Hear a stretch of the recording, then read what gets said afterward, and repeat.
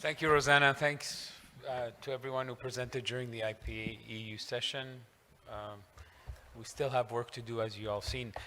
Just to move on to the next session, and we're going to try and tie in all that we've seen this morning and kind of move to the end of before lunch for the harmonization guidelines that we're working on at CODEX. Our next presenter is Dr. Luis Gosálbez. He's Managing Director and co-founder of Sandwalk BioVentures. So he's conducted extensive work in the field of pro and prebiotics, and I think Luis is going to give us a little bit of an overview, finishing with Europe, but culminating into what we think might be good work for the next steps into the CODEX before we go into the CODEX session. So Luis, please.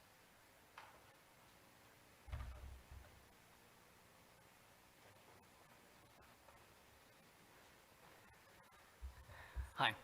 Yep, sure. Thank you. Safety first. Okay, thank you, George, for the introduction and for the invitation, actually, in the first place. So, as George said, I'm going to speak about regulation of probiotics and prebiotics.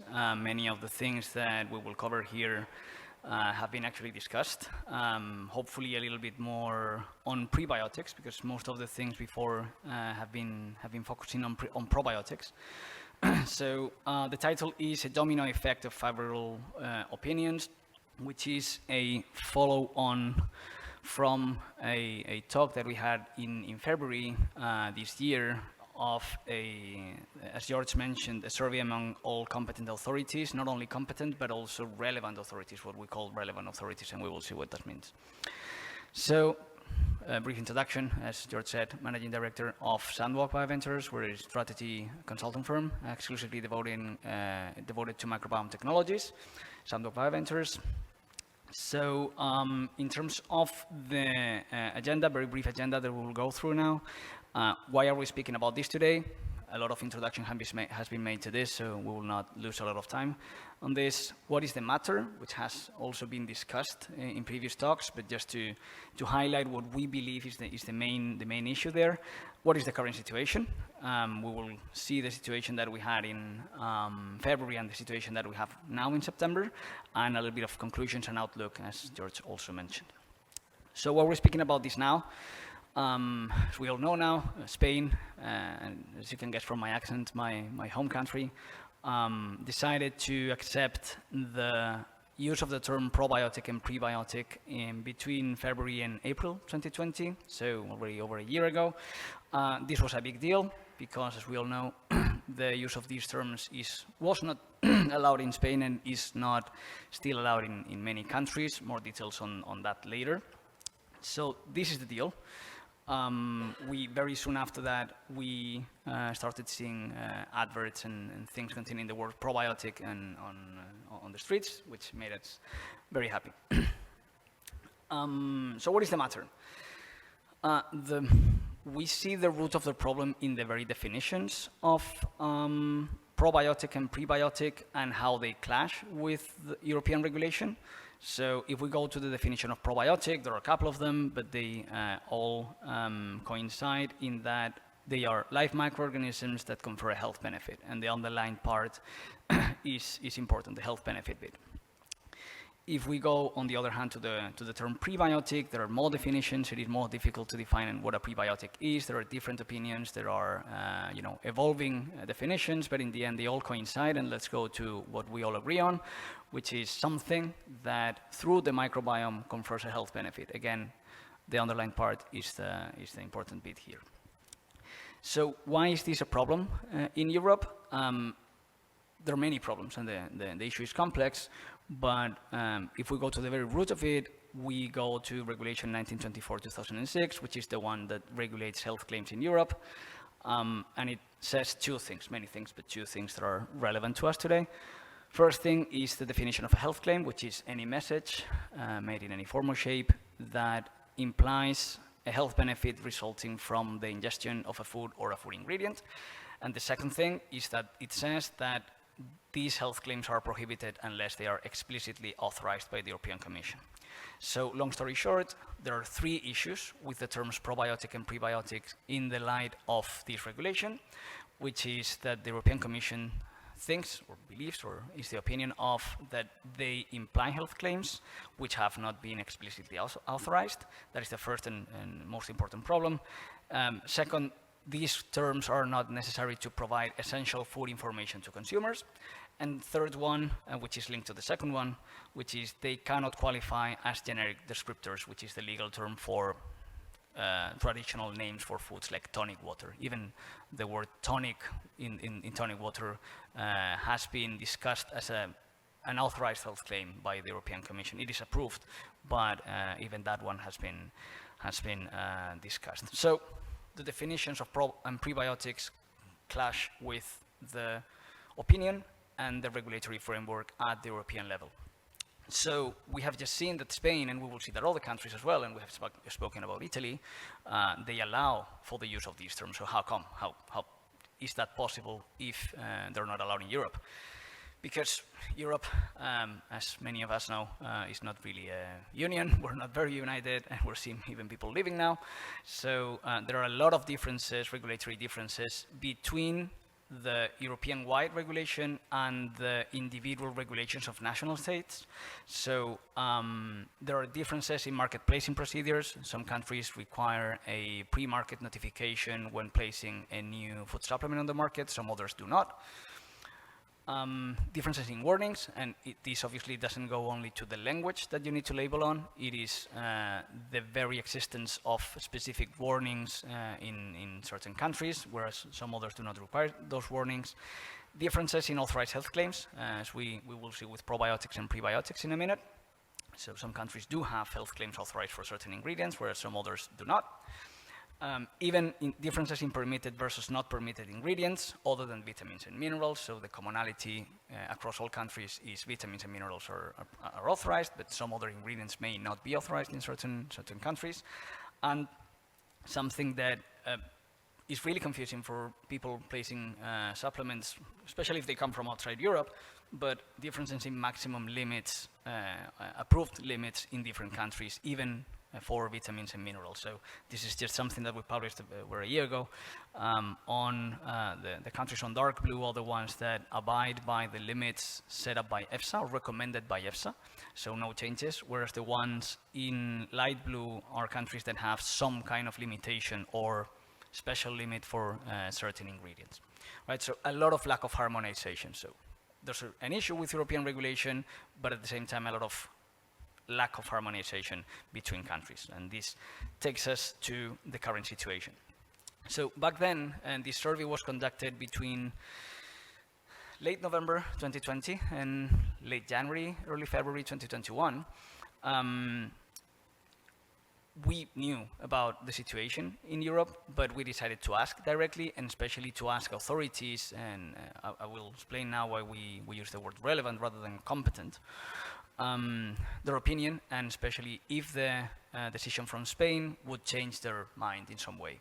So we asked 46 authorities in total. Why so many? Because we went to all the competent authorities from member states. We went to the European relevant authorities, so the European Commission, which is the competent one, and EFSA, which is relevant, very important to this. And as always, and this is just insider view, in Spain we have 17 different authorities, one for each autonomous community. So we had to go to all of them as well, which was easy for us because we, in the end, speak the same language. So yeah, we will start with the results for that we got for probiotic. So we excluded non-EU countries, including the UK, which has left before we started. Some countries decided not to take part in the survey. To be fair, some of them said that their legal framework nationally do not allow them to reply to these things, a minority of them. So we got a representative sample anyway. So EFSA told us that the competent authority is the European Commission, and the European Commission said that everything remains the same for them, so they will not change their mind, which leaves us back in February and still today with the only claim for probiotics that we all know, live cultures, yogurt, lactose digestion. This is at the European level. Then we went to the national level. Some maps may sound familiar to you. So these countries in red are the ones that told us that they would not allow the use of the term probiotic. The ones in green, again, February 2021, the ones that said we have nothing against the term probiotic on labels, which made us 7 countries, and some of them everyone knew about their position, and some of them were a little bit surprising to us. And we have, as we have discussed in a previous session, sometimes it is not written black and white, it is just a de facto position. But this is a situation we found back then. Italy being the one not only allowing for the use of the term, but actually a health claim associated with the use of the term, so equilibrium of the intestinal flora. But then since February 2021, and we have discussed this before as well, the Netherlands and Denmark allowed the use of the term. So this is why the domino effect, we're seeing a little bit of a slowdown in recent months, but really between spring and summer this year, we saw a little bit of momentum being gained. The Netherlands and Denmark, they are amongst the main innovators in Europe for probiotics. They may not be the biggest countries or the biggest market, but they're certainly very important in Europe. Some specificities, like in the Netherlands, it is a generic descriptor, which is what we foresaw back then, but that would be the way forward. And in Denmark, it is only for supplements, right? But this is, the important bit is there, which is that we can use the word there. So this is the situation today, actually. These 9 countries allow for the use of the term with more or less limitations under different legal figures, but it is the situation today. So prebiotics, which may have not been discussed that much in this session, exactly the same methodology. We actually asked at the same time, so same methodology, same countries that don't want to take part, exactly same responses from the European authorities, which left us back then and leaves us today with the claim for inulin and stool frequency, right? So some countries told us they do not like the term prebiotic. You may see less red in this map than in the previous one, a little bit less. We will see the big picture later. The same 7 countries back then told us that they had nothing against the word prebiotic. Italy, same claim for prebiotics as they had for probiotics. And this is what the thing got interesting with prebiotics back then. And this hasn't changed, so it is still relevant today, at least as far as we know. So Sweden, Portugal, and Croatia said that companies are allowed to use the term prebiotic on labels as long as this term is referring to the ingredient inulin. In Spain, it is not only for inulin, but also FOS. Right, so, and these countries said that inulin may in turn be linked to its health claim that had been authorized, and we will go to that in a second. So in practical terms, in these countries, you can say this product contains the prebiotic inulin, and inulin is linked to better, more frequent stool, movements. So this was the situation, and still is, as I said.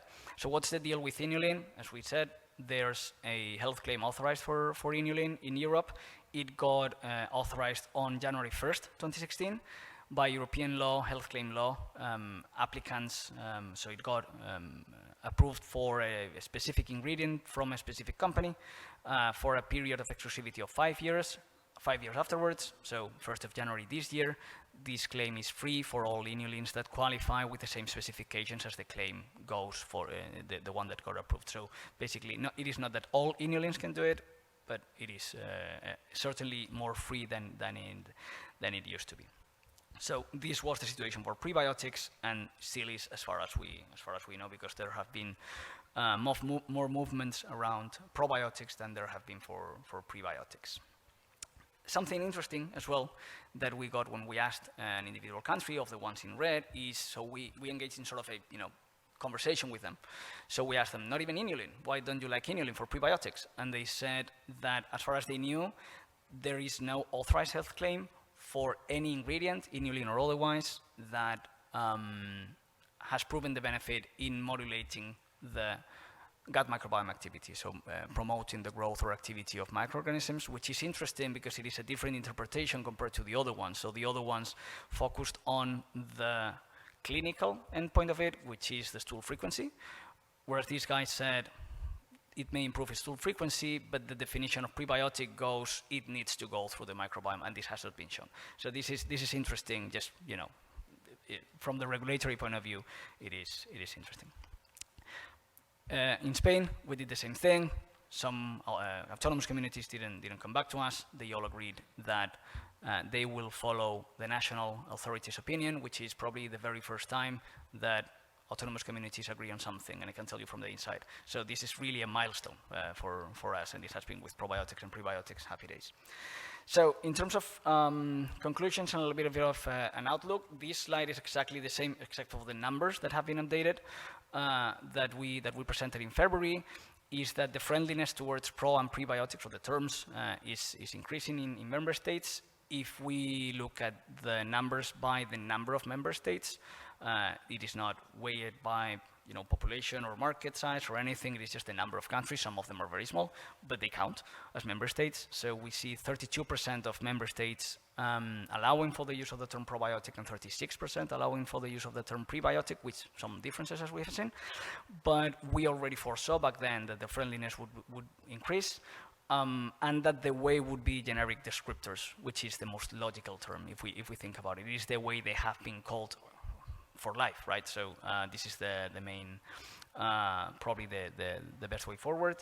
And that, however, the authorization by the European Commission is highly unlikely to happen, so they will stay where they are. Going to health claims, which is the follow-on question here, is that health claims for the entire category of pro or prebiotics are very unlikely to happen. And if we think about it, they have not worked that way for other ingredients. So we don't have claims for vitamins or minerals. We have specific vitamins, specific minerals, with specific claims for specific health conditions or health benefits, right? So why would be pro and prebiotics be different? It would be, you know, what we see is that nothing in the regulation precludes pro or prebiotics from having authorized health claims, but they have to go as all other health claims have been, which is specific pro or prebiotic, probiotic strain, prebiotic type, like inulin, specific health benefit, and specific, you know, conditions and specifications. So just a question to finish up with, that is something that is a little bit controversial, or at least it was in February. So what if the problem, the very root of the problem is the very definition of pro and prebiotic? What if we agreed in some way or form?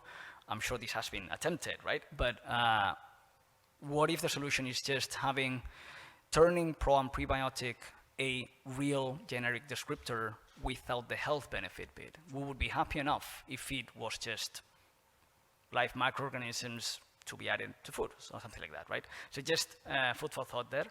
And I'll finish here. If you're interested in the presentation, I think it will be available on the IPA website. It is on our website as well, if you want to download it.